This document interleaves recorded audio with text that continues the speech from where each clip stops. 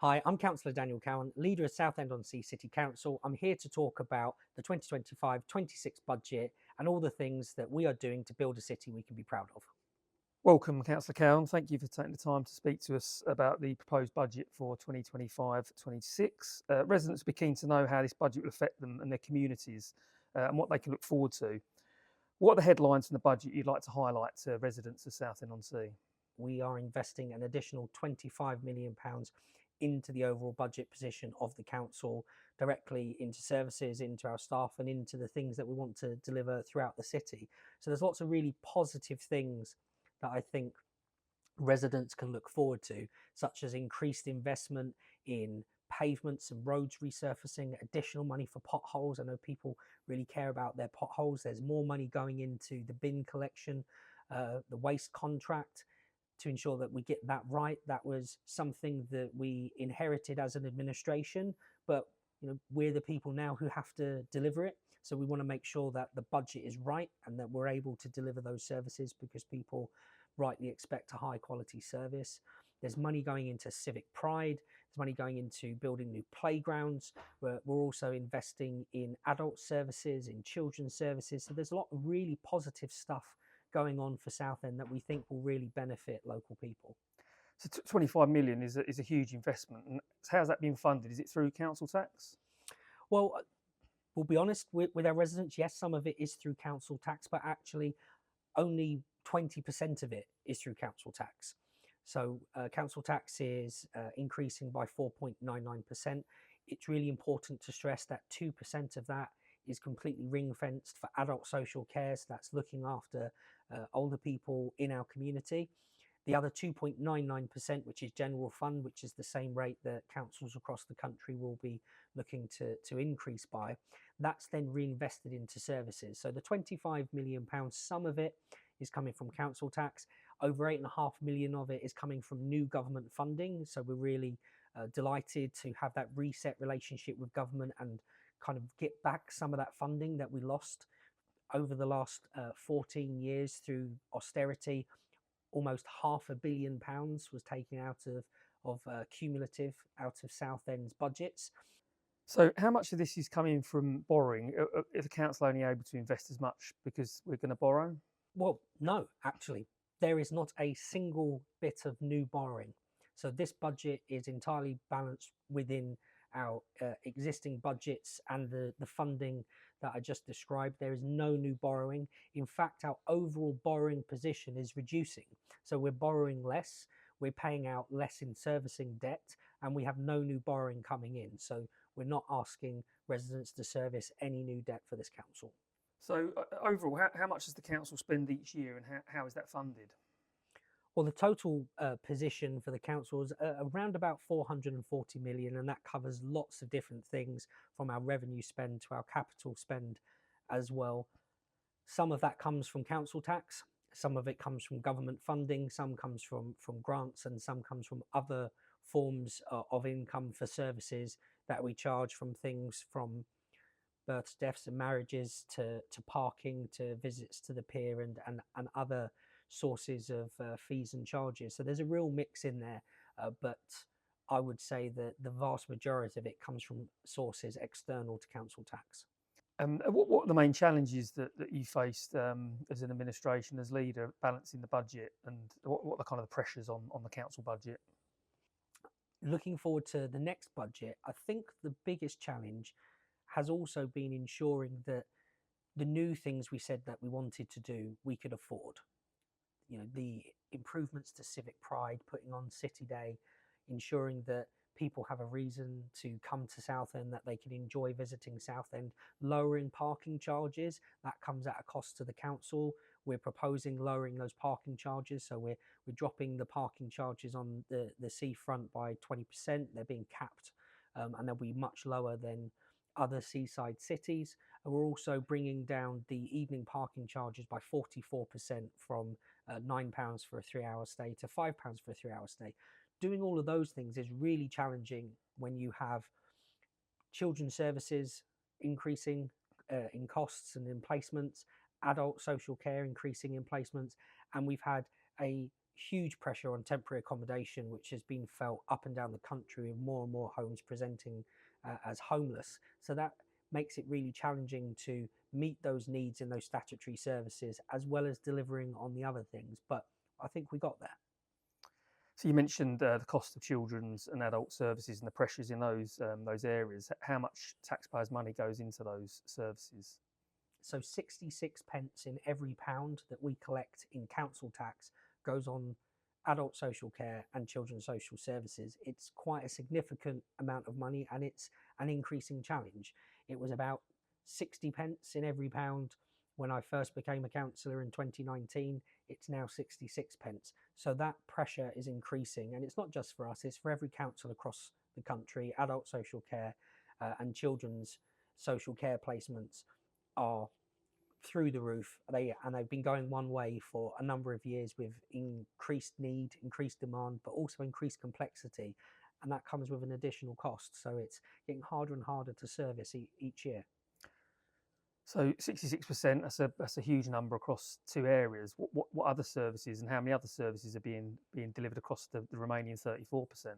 Well, we've got almost 500 services that we're delivering in the council, that we're trying to deliver with that other 34 pence in everyone's each pound of council tax, from fixing the roads to the libraries, the children's centres, births, deaths, marriages, looking after the beaches, looking after the parks, planting trees, dealing with planning consents. There are so many services that people access every single day at the council, and we've got a huge amount of them to deliver with the remaining money that we have after we've paid for children's services and adult social services. But that's also, we've got to meet the cost of our staff and our utilities and our building management. So there's quite a lot to do. It's very challenging, but I think we rise to that challenge. So the council, when it's going through its in-year monitoring of the budget, quite often has a forecasted overspend. So what can be done around that? We do have a forecast overspend this year. I'm pleased to say that we halved it from period 4 to period 8. So that's over a period of 4 months. So we will do everything we can to get that as close to zero as we possibly can. It's important to note to our residents that projected overspends are just that. They're a projection.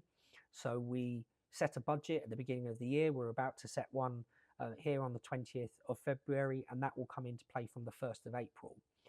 Between the 1st of April and the end of July, which is what we call period 4, we will measure what we've been spending against all of our various different proposals and services, and then we will project how much will we spend by the end of the year if we maintain that level of spend, and that then gives us our projected overspend. There are lots of things that we can do to bring that down, so we can reprofile some of the things that we're doing. There are certain projects that we say we want to deliver that we can maybe defer to a future year to bring some of those costs down. But sometimes the costs that come in, which have led to us having a projected overspend, because we have additional people coming into social care, though we may then have people leaving social care. Or we may then have people having different needs, and the overall cost of their care package reduces. So the projected overspend is never quite an accurate picture of what we're going to spend. At the end of the year, the only accurate figure is what did we spend, and we do everything we can to get the figure that we say we spend at the beginning of the year to be the same by the end of the year. Sometimes there are some challenges within that, because we have people come in who have additional needs throughout the year. We never know how many people are going to require temporary accommodation, how many children that need to become looked after children, or how many people need to come into adult social care. What we have found is that there have been some structural issues with our budgets over a number of years, where they haven't been predicting quite where we should be and what we should be spending. So what we're doing is what we call right-sizing the budget, and ensuring that our budgets, not just in terms of what we think we're going to spend, but also budgets in terms of what we think we're going to take in fees and charges, are set at the right level. People recognise there's big pressures in statutory services, but then they see the council investing money in big projects. And why is that? Well, we have two types of budgets. We have a revenue budget and a capital budget. Our revenue budget is what we spend on our statutory services, adult social care, children's social care. Our capital budget is what we spend on large projects. So that might be purchasing something. For example, 4 or 5 years ago, we purchased the Victoria Shopping Centre. Now, we can't use capital money on revenue services. So it's important that we use capital money in a positive way. So we tend to look at things that may potentially generate us an income in the long term. And the Victoria Shopping Centre is a fantastic example. We can't use that money on day-to-day services. The law prevents us from doing that, and there's good reason for the law preventing us from doing that. But what we can do is we can purchase something like the Victoria Shopping Centre using capital money. It then generates an income because of the rental receipts, etc., from operating that business, and the profit, the revenue from that business can then go into supporting our services.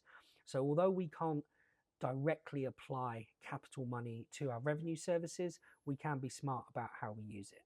So, in simple terms, what's the difference between capital and revenue? Can you explain it in a easy example, perhaps? Yes, so revenue, quite simply, is the money you get in and the money that goes out, your day-to-day expenditure. So if you think about it, that's your wages. You get your salary at the end of the month. You've got to pay your mortgage, your rent, your utility bills, your food, your insurance, etc. Your capital money is one-off money. It's not money that you can rely on coming in all the time. It might be because you sold something. So you had an old car that you no longer need that you sold. You can't sell it every week. You can only sell it once. It might be that it was your birthday and someone in the family gave you a card and it had £20 in it. And you went out and bought something that you really wanted. It's not your birthday every week, so you can't rely on that money every week. So your capital money is your one-off money that comes in through various different sources, but it comes in once and you can only spend it once. Your revenue is your money that comes in regularly, and it's money that goes out regularly. You can't spend capital money on your revenue services, because you would then effectively be saying that you're supporting that service with money that you can't rely on. And that's where councils get themselves into difficulty, and that's why there are laws preventing us from doing that. What capital projects are Southend invested in the next budget year and beyond? Well, we've got some really fantastic capital projects that we're really excited about. So one of the big ones is the highways project through the city centre around Better Queensway. What that is going to do is it's going to unlock the land around Better Queensway so we can drive forward that Better Queensway redevelopment regeneration programme and get much needed houses and homes in the centre of our city for the families that need them. We've also got programmed over the next 5 years £24 million into building new council homes. Now £9 million of that is profiled for this upcoming year. So that's building high quality homes for local people, council homes at council rents, which are the most affordable you can get, which is really going to support families in our city. We're also going to continue investing in our pier, which is the jewel in the crown of Southend. We want to preserve that for future generations. We will be completing works on the Cliffs Pavilion. We're also looking to progress works at Lee Port. We've also got other investments into roads and pavements to make them better. We want to fix as many pavements as we possibly can. No one wants to drive over a pothole, but a car is easily fixed, a person isn't. And that's why it's really important for us to ensure that our pavements are safe to walk on. And one of the things that I'm really proud of us investing in is a new destination send playground, fully accessible, fully inclusive playground at Shoebury East Beach. That will be an absolute boon to local families who have children with different needs, to be able to take them for a great day out, but also be a superb attraction for families from across the region with differently abled children, to bring them into Southend to have a really great fun day out. Overall, you've positioned this as a really positive budget for Southend. If you could pick just a few things, what would you say you're most proud of in this budget? So there's so many positive things. I think just picking out a couple is really, really difficult, but I would just encourage everyone to have a look at what we're putting into the budget. And if I could pick just one thing over all of those things, as much as I want us to fix our pavements, and we'll continue doing that, and improve our bus routes, and we'll continue doing that, and give people the homes that they deserve, I'm really proud of us continuing to invest in our culture and tourism budget, because it's really important for a city like Southend that gets 7 million visitors a year, that the council takes an active lead in attracting people to Southend, giving them reasons, because so many of our businesses, the people who live here, rely on that tourism to pay their bills and, you know, to keep a roof over their heads. And it's so important that we continue to invest in giving people a reason to come to Southend, not just once, but to keep coming back. And that's what we're doing with things from City Day to the Halloween parade to the fireworks to all the fantastic events that we put on through the summer. And I'm just really proud that we are able to continue investing in that, because we know that when times get tough for local councils, some of the first things that go are those services that might not seem as though they're the most important, what we call the discretionary services, because all the money goes into adult services and children's services, and that's important. But it's also really important that we don't lose sight of what we're investing in, what type of a city we are, and what type of a city we want to be. And we said that we wanted to build a city we can be proud of. So the money that's going into our Civic Pride Action Plan and into attracting people into Southend, that's what I'm proud of. Budget's a really complex thing, so thank you for coming to explain that next year's budget to us. Thank you. Thank you.